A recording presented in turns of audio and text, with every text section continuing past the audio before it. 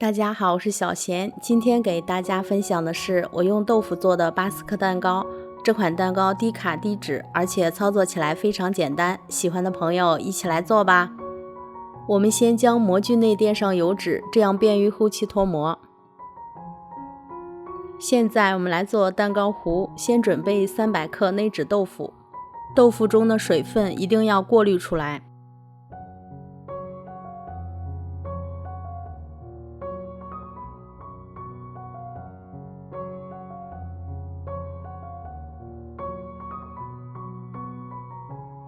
然后再加入45克蜂蜜，先把它们搅拌至顺滑。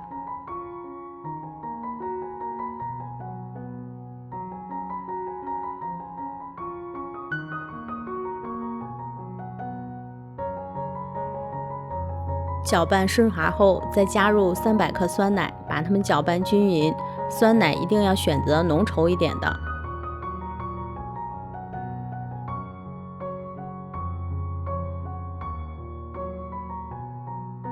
再打入3个鸡蛋和1个蛋黄，继续把它们搅拌均匀。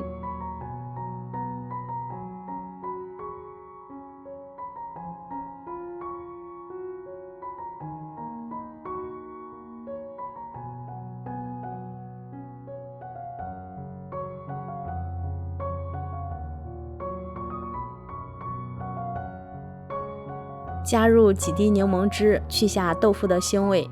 最后再筛入30克低筋面粉，搅拌至没有干粉，这样我们的蛋糕糊就做好了。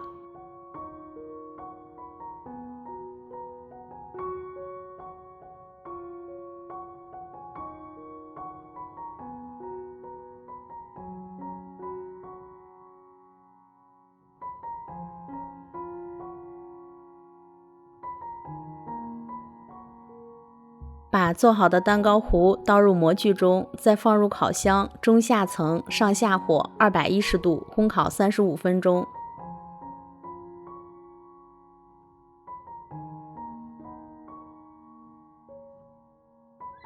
蛋糕烤好后，先把它放凉，然后再放入冰箱冷藏3个小时以上，这样吃起来口感会更好。